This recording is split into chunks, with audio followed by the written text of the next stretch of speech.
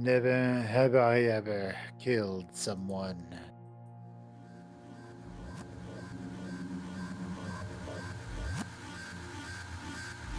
My eyes wrench open. I'm being handled by something. Realizing I have control of my basic motor functions, I stomp my foot down, staggering free of the grasp and pushing myself against the doorway. I raise my fist defensively, my eyes adjusting to the light. Chase! The pungent aroma of booze-soaked linen hits me before I can clearly make out who's in front of me. The lynx bumps his sheeted knuckles together, sniffling once. Hey, DJ. I lower my pulse, trying to get a sense of where I am. That same musty smell means that I'm probably back in Parsons, in the front of what looks like an old first aid center of some kind. To think that workplace accidents at these sort of places were so common they needed one of these. Out of all the questions I have, one pushes to the forefront. Leo and Carl, where are they? Leo brought you inside. He said he found you out on a dirt road a ways out. He fidgets for a moment. That fox who was dragging me, I think he was intoxicated really bad. Like, when Leo found me with him and the others around, he and the fox started arguing. Lots of swearing and shit like that. Then he hit that fox guy over and over and over. Fucked him up. Even when everyone else was telling him to stop. There was blood and... Gosh. This is when I go home. The lynx walks over towards the decrepit bed, staring at it some. I didn't know whether to let you rest on the mattress or not. I know you're not really a fan of spiders, and there were a few along the stitching. I feel my skin crawl at the mention, an involuntary shudder escaping from me. Funny how mention of septic suckers doesn't freak me out nearly as much as the damn eight-legged thing. Yeah, I'm in pretty good standing. Probably shouldn't be sleeping anyway. Are you okay? TJ turns to face me. I have to admit that there is something rather humorous about hearing such sincerity from a guy in a ghost costume, who randomly hugged some lady who didn't know who he was from behind. And then again, he doesn't know the social mores? Because he didn't go to these places. I should be asking you that. He waves dismissively. I'm fine. I didn't even get punched or anything. I'm 13. I shouldn't be such a baby anymore. I curled up and cried in front of all these people, in front of Heather. It had been a frequent point of teasing from us to TJ that he liked her. She seemed like a really rough sort, but for some reason they got along. From what TJ told me, they both used to be in the school's sport management club, but Heather had some family issues and had to drop out. If I would have stood up for myself, or just stood up in general, Leah wouldn't have had to hurt Heather's friends. Look, Tej, he was a jerk. A drunk jerk. Out of all the things to beat yourself up over, that's not one. Even with his sheet, I can see TJ's eyes, and he doesn't seem convinced. Where is Leo, by the way? He blinks. He's probably still beating the shit out of people. Yeah. I think he said much. Yeah, pretty much. I think he said he had to go take care of something real quick. I think it's code for beating the shit out of somebody. Yeah, it's code for ripping and tearing. Yeah, Just do rip music and Leo's tear. back in there. Oh, don't It's worry, like TJ. Doom, Echo Ages. Yeah. Don't worry, TJ. I'll be right back after I rip and tear. He just comes back with like that fox guy's arm. He's Yeah. like, "Hey, DJ, how you doing?" There's just a bleeding socket. No, it's just like he's just got fresh furs, and they're not even like tanned or anything. It's just bleeding off of him. Mm-hmm. Hey TJ, look at my new fur. You like it? It forks. TJ's like, oh my god! Oh my god, how did they get so much ketchup on you? I didn't know they had that much ketchup in the cafeteria. I thought they cleaned it out. Yeah, it's ketchup, DJ. Yeah, keep telling yourself that. Here. I don't know what diseases they had, but here's a French fry. Have some. Ooh, it tastes awful. That's what bad ketchup tastes like, Deech. It puts hairs on your paws.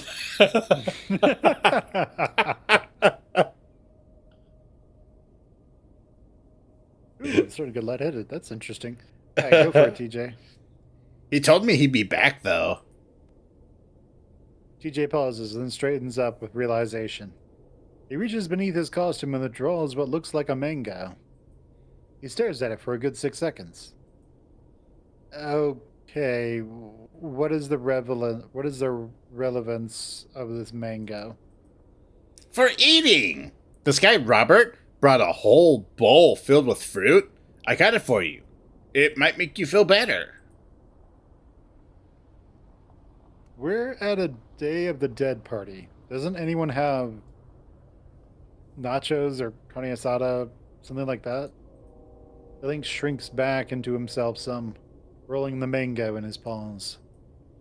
No, I'm sorry. They only have fruit. I find myself gazing blankly at TJ and the mango. He steps up after a moment, placing the large fruit into my paws. I stand there, my head still hurting up a storm, holding a mango that a ghost has given me in an abandoned factory. A Day of the Dead mango, no less. Thanks, DJ. It sounds like something like Casper would do, like Casper and a Friendly Ghost. Like, hey, you're still living. You probably want something to eat. Here's a mango I found. Oh, Thanks. you just got beaten up? Here you go. It's your sorry you got your ass whooped mango.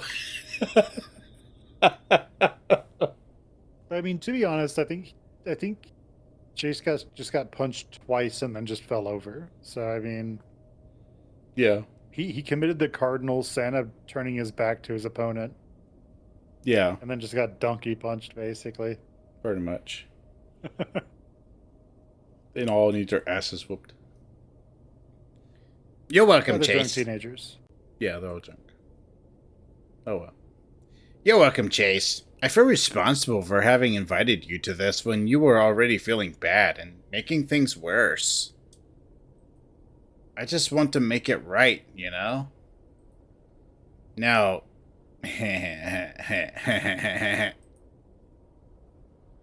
He takes a little step back, seeming to realize he's in my personal space. What did you want to talk to me about? I rest my head in my paw, the other still brandishing the mango. Menacingly! I'm trying to figure out how to phrase this to someone like TJ. Chase, here we go. So, you know how when you go through puberty, you start liking girls and stuff, right? There's a moment of hesitation from the sheeted figure, but I see fabric shuffle in a manner indicative of a nod.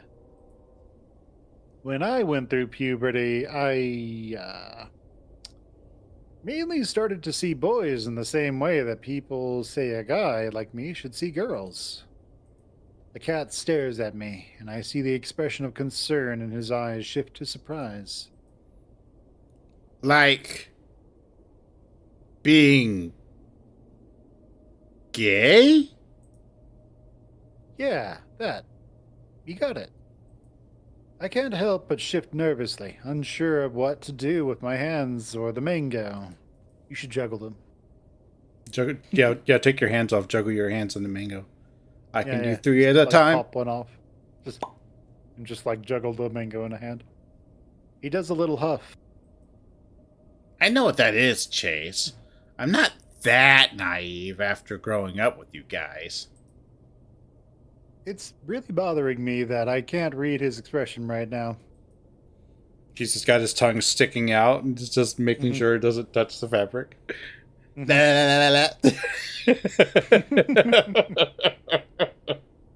He's just lemming at us the entire time. Yeah. Do you like any boys in particular? I look at TJ, speechless. After the initial surprise, he seems completely unfazed. I mean, you guys talk about each other's, parts a lot. And Flynn likes to use that one F word. That's not fuck. Oh no, I said something bad I shouldn't have said. Oh no, I need to do a whole bunch of Hail Marys. Oh no, I said hell. Oh no, I said it again.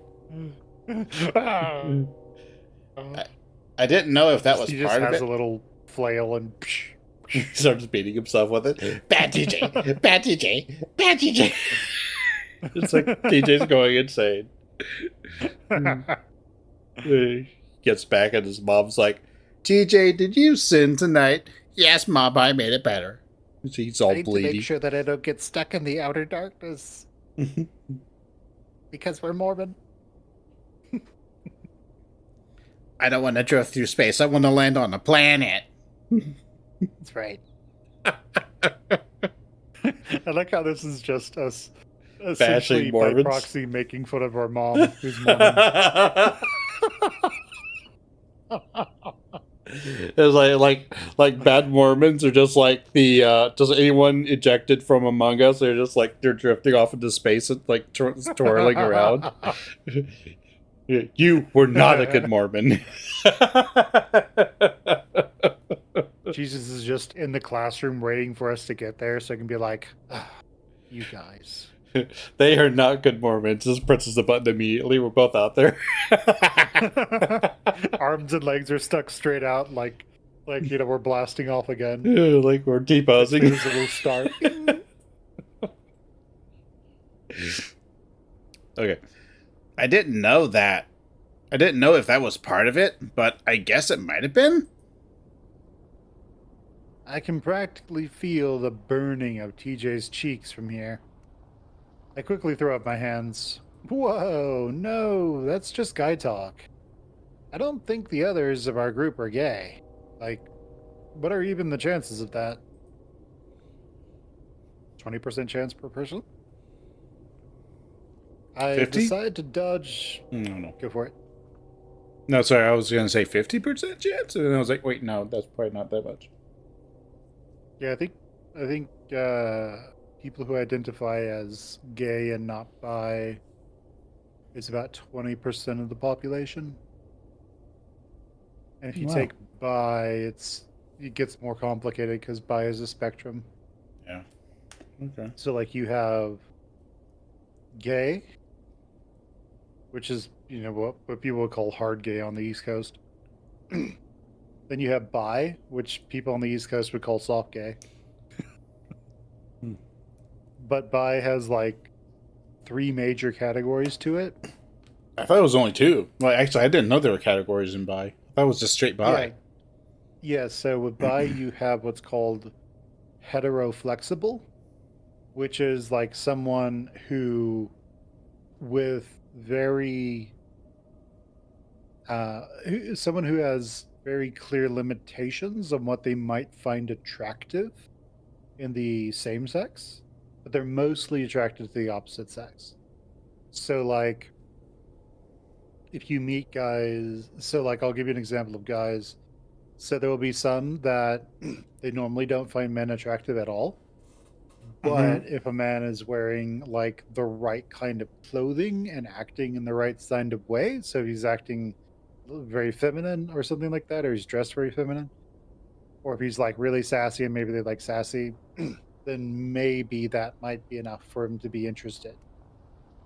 And It doesn't necessarily have an indication of whether whether he'll be a top or a bottom. It's just maybe he'll be interested. But those relationships tend to be more platonic than sexual, but they can have sexual aspects to them. After that, you have classic bisexual, which is like 50-50. They're attracted to both sexes equally. And then you have what's called homoflexible, which is where it's predominantly they're gay, but there might be something where they might find the opposite sex attractive in certain situations. And then you have gay.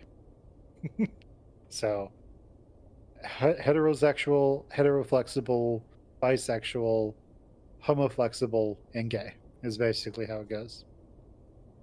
If you want, you can think about these as percentages. So heterosexual would be 100-0. Heteroflexible might be like 90-10. Bisexual is everything between, well, we'll just say bisexual is 50-50. Yeah. And then homoflexible is 10-90. And, homosexual, gay, there's a difference between those two. But that would be 0-100. The difference between homosexual and gay is that homosexual is the sexuality and gay is the culture. So, yeah. That makes sense. So you can say that there's straight culture, and then there's gay culture, and there's bisexual culture, and there's always these little subcultures. But that's the main thing.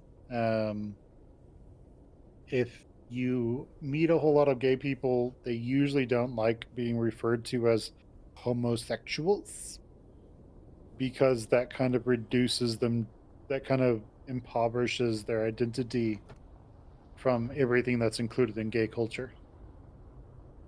Right? So they just prefer to be called gay? Usually. Oh, okay. Is my experience. Because it's including the entire culture and all the connotations that go with it. Interesting. Yeah. I decide to dodge his inquiry about who I like. That's a whole nother kernel of corn, as my grandma used to say. Probably not very high, but I don't really don't know much about that sort of thing. Outside of what they tell you at church, you mean? TJ visibly recoil. I see TJ visibly recoil, then recombobulate. That's not what our church is like. I mean, if you went again, you'd know. One of our youth pastors, Asha, is one of those biosensual types, even. Bisexual. Yeah, that! She doesn't talk about it much. She's just, normal. And you're normal. So that's good. I find she's the reason she doesn't talk about it much. So, fun fact. Women who are gay are more accepted than men who are gay, typically. Just an interesting little side note. I find myself smirking a bit. The way he's describing this to be as reassuring as in his the way he's describing this to be reassuring in his usual TJ-ish way is actually kind of cute.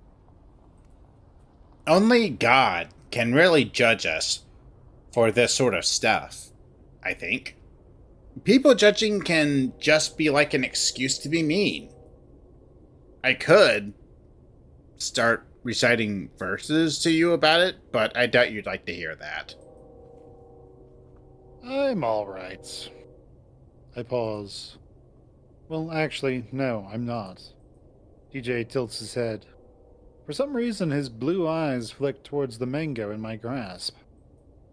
I guess the problem is that my parents found out about me being like this in a really bad way that made a bad first impression, you know? What happened? Again, I keep my tongue still, trying to go over in my head how best to put this. I wish I had practiced for this moment a little earlier. I don't know if you should hear about this sort of stuff, TJ. He steps forward. Closer. We're about 1.5 feet apart now.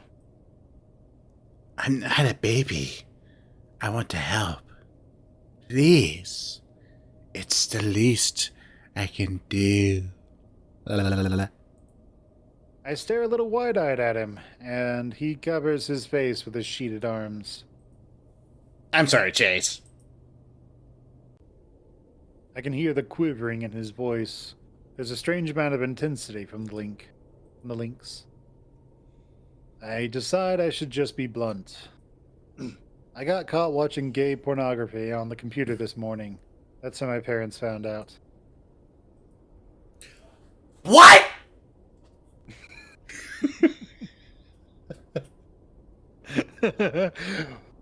What? Dude, how well did that come through? It came through as him shouting.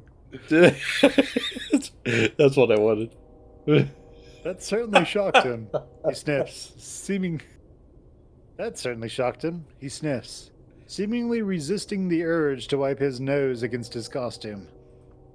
I don't. We're interrupted by the approaching sound of heavy footfalls. TJ blanches, physically covering his muzzle with his paws. Chase! The familiar russet-colored wolf emerges from around the corner, his red eyes flicking to me from TJ and finally to the mango in my lap. Puta madre, Otter. Motherfucker, Audrey. TJ looks at What me the worried. fuck, Otter? TJ looks at me worried, straightening himself up. Geez, your mom's here. You better go to her before she comes in.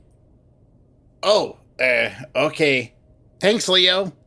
Are you going to be okay? He nods, stepping over and patting the link's shoulder. Leaves a little bit of blood on his shoulder by accident. So I sorry. look down and notice that his knuckle fur is matted with dried blood. Hey, I was right. Yeah, right. Don't worry about me, eh? You little... Wait. Don't worry about me. It's you two little adventurous scamps that need to take care.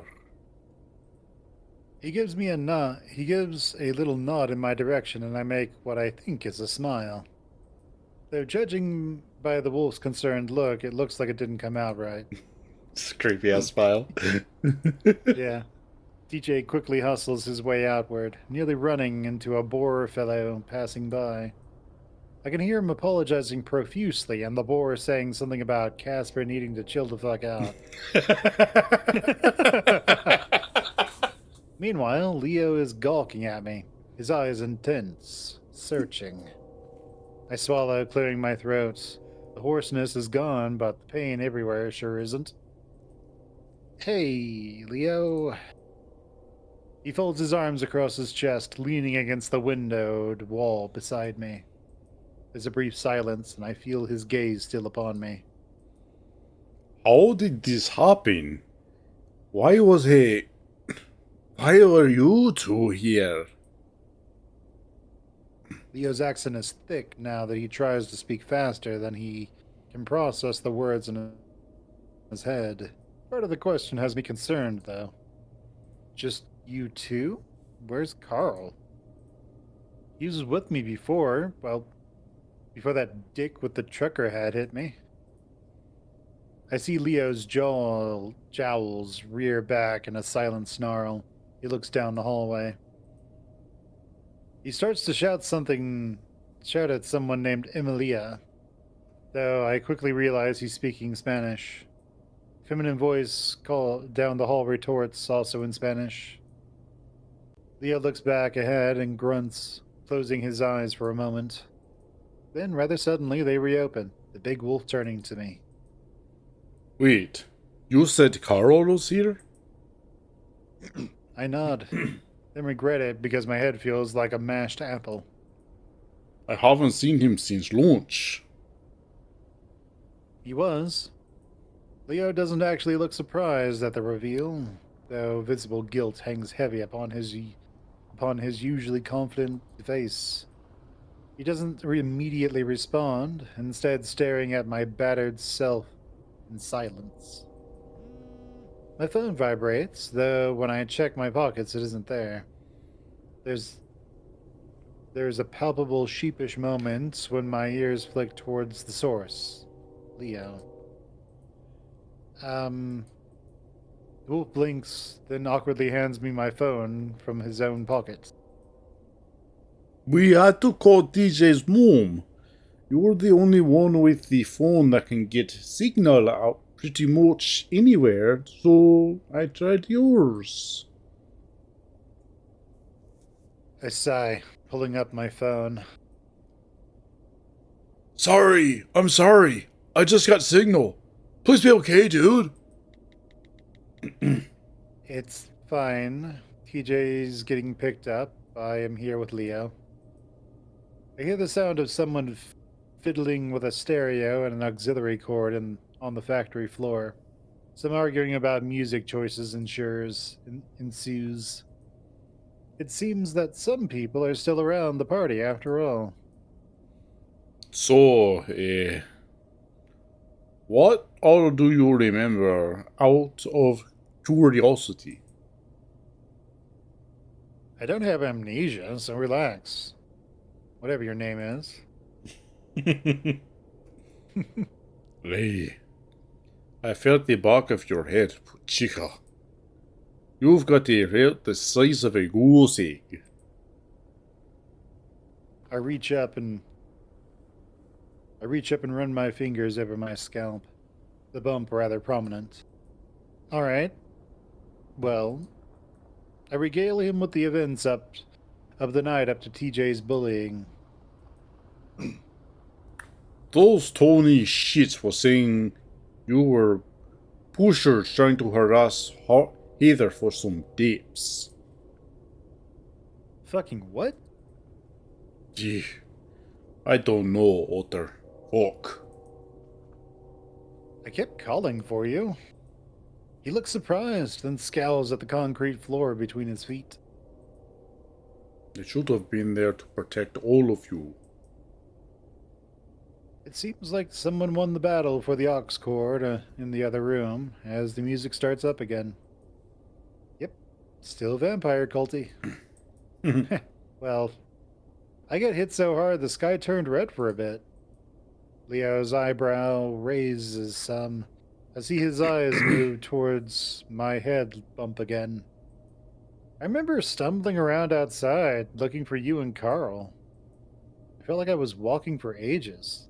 Last thing I remember was a van. I see Leo shift, his shoulders raising up as high as they can go. That sort of thing he does when he's tense. He looks at me expectant. See anything else? My brow furrows as I try to recall exactly what transpired. I remember it felt so much different than it does now in hindsight. I think I must have passed out then. Everything else is too hazy to recall. Recall, without sounding insane, is more like it.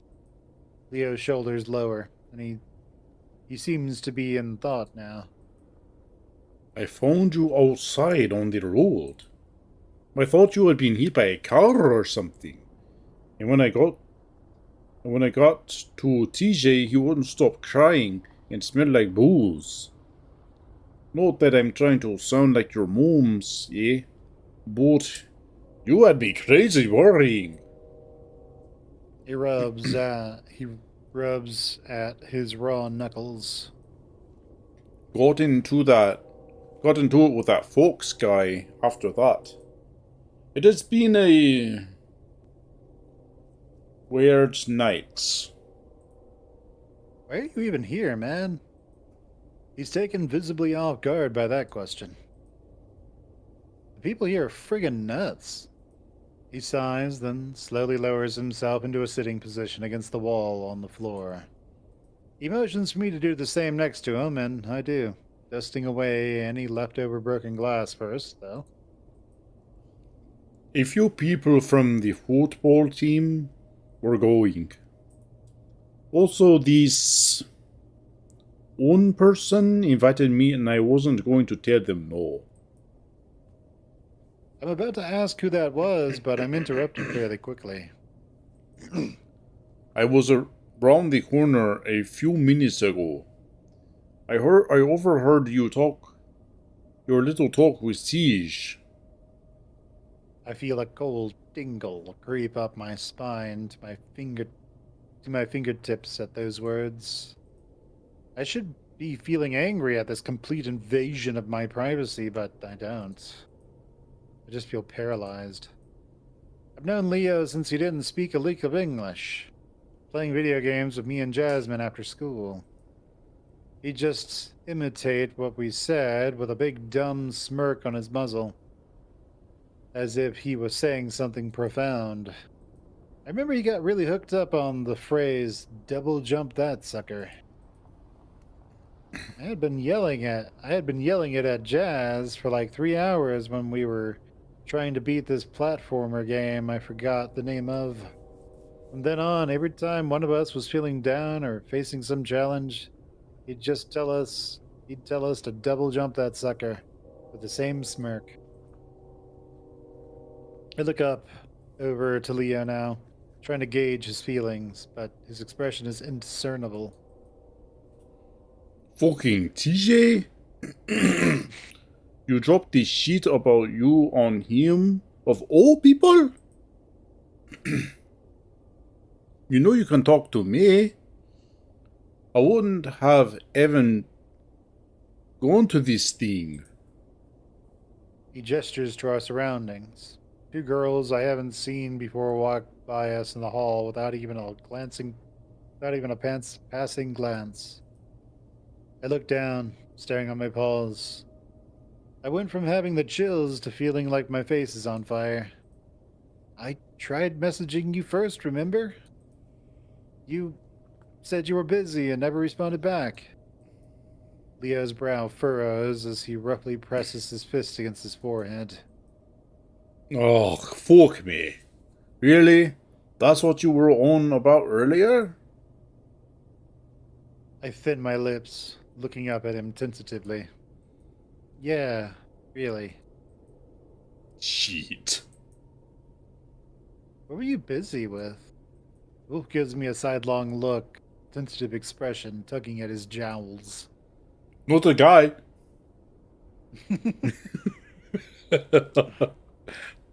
Don't change the Don't change the topic, Otter.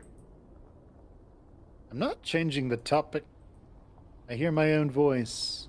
I sound a hell of a lot more pathetic than adequately defensive. I'm not changing the topic. Oh, I we.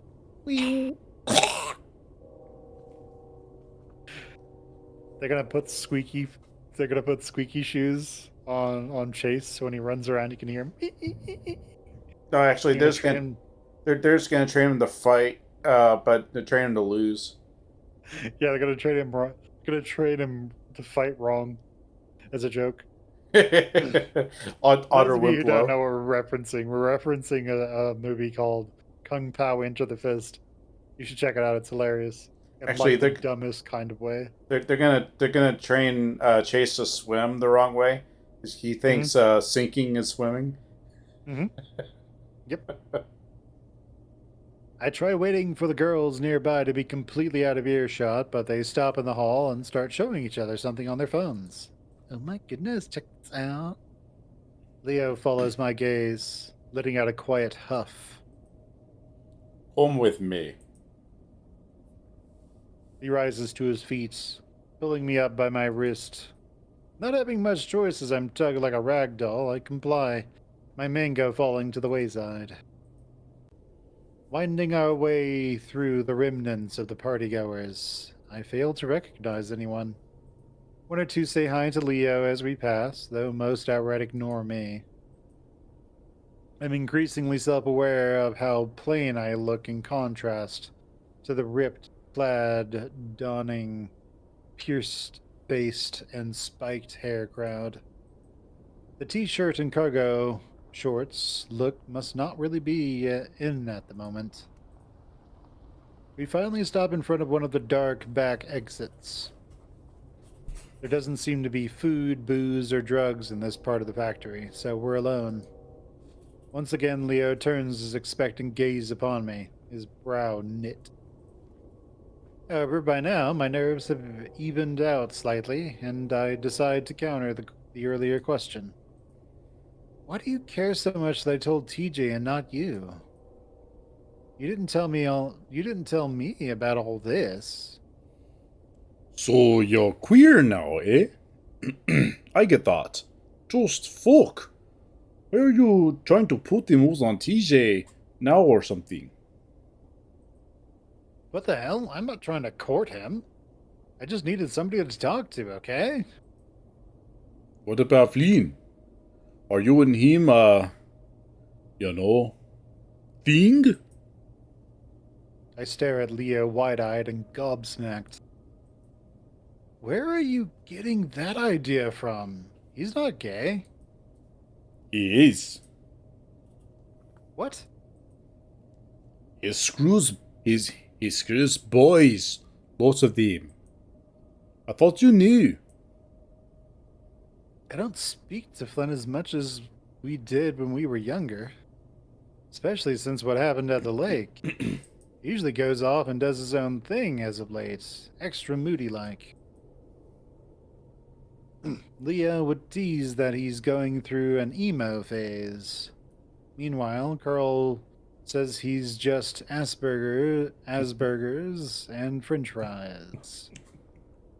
I guess I haven't really talked with him personally enough to see past that. Have you? Tell me what? Screwed boys. My eyes bulge in such a sharp reaction that even Leo holds up the flats of his paws defensively. Shit, alright. You really are new at this, huh? You could say that, yeah. My parents didn't know until this morning. Or I guess last morning now. I heard. That's really rough, yeah? I cross my arms over my chest, letting my chin loll down as I stare at the dusty concrete floor. I'm gonna try to see if TJ is still out front and get a ride home with him. I'll leave you to be with your friends. I turn, beginning to move, when I hear a growl from behind me. Ach, puchicha! He grabs my shoulder, spinning me around to face him again. Punching me in the face. Dee! Yeah. Just hear that familiar sound again coming from the game. Why do you have to be like this, eh? I didn't choose to be like this. Ay, ay! Your adorable daftness. Do you know how happy I was when I overheard you just now? It was like a fucking fantasy, you know? Then I started wondering why you didn't tell me. And then I got all mad. And now I've ruined this. You want to innocent ass TJ out of all people. And you didn't even know about the similar situation you with Flynn or me. It takes me a second to process being called adorable, a fantasy, and the reveal from Leo himself. I blink up at him. He blinks at me. I blink at him. He blinks at me. And he asks, "What did you need again?" The wolf bites his tongue for a moment, trying to think before speaking. I wish I could go back in time and redo this. I'll kick the huevos out of that scoot who hurt you. I'll protect you from here on out. I won't hide things from you. You are the fucking gold nugget in this turd mine, yeah? It wouldn't be any different than those slow bastards if it hadn't been for you guys. I think back to when you were little, yeah? I don't remember anything you were saying, but I remember how happy because of you and us. And, you know, as you grew in sheet, I started seeing you in different like. You made me happy when I was around ya before, but now it's like I don't know, Otter. I can't describe it well. Just a whole new type of happy. Like, you know, I fucking love you, but I love you. You know, I want to fuck you. Dick and ass. So, final point. You don't need to bother naive Tish with this sort of thing. Got me to talk to. My face starts to tingle. My heart thudding so loud in my chest. I'm sure Leo can hear it. I inhale shakily. This can't be happening. I must still be dreaming. I'm cut off as I spy an awkward young shadow leering in the doorway. Something bulky in his paws. Leo notes my shift in attention, turning about face to the figure. I see his muscles tense beneath his t-shirt. Jeez, don't leave. I'll be back in just a second. Yeah. Sure. Anything. I bump my knuckles together, watching the large wolf move to the doorway. I see him grab the shadow fellow by the shoulder, trying to shift him away a little.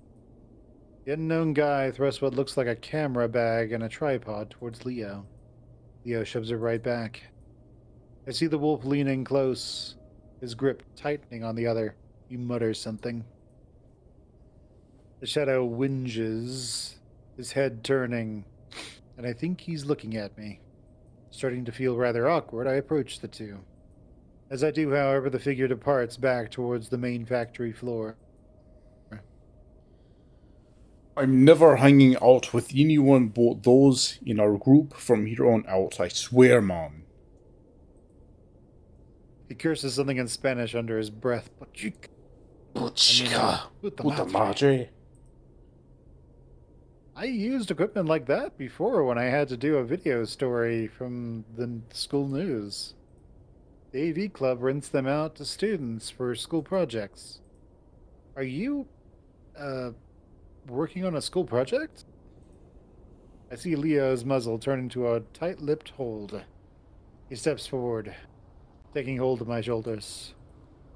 No. For love of God, Chase, please don't ask me about it again. Yeah, he was just making a home video. Yeah. With some people probably. His demeanor seems more akin to begging than annoyance. Flickers of fear in his eyes. Yep, he was making a home video for people in Echo. I stand in his grasp, slack-jawed. This is beyond strange, but I can tell he's serious about his request. All right. But Just. Leo, are you okay? I just want to get back to town with you, yeah? I guess I can respect that request. I'm assuming TJ's already been picked up by now.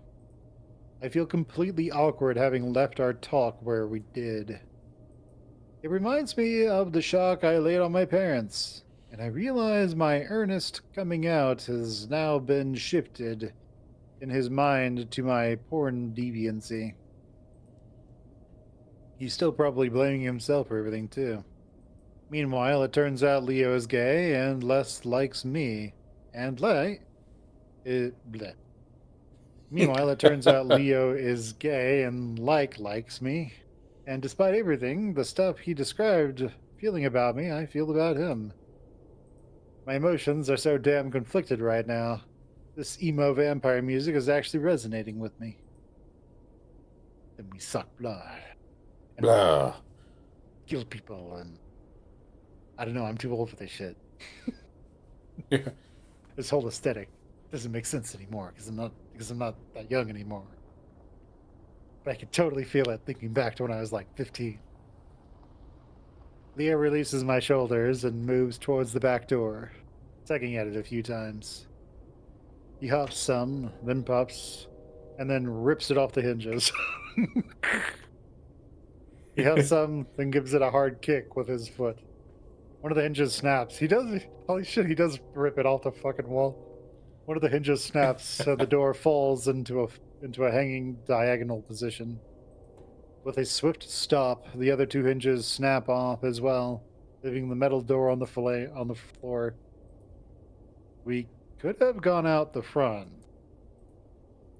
Oh, well, He stares at the door at his feet before looking up at me.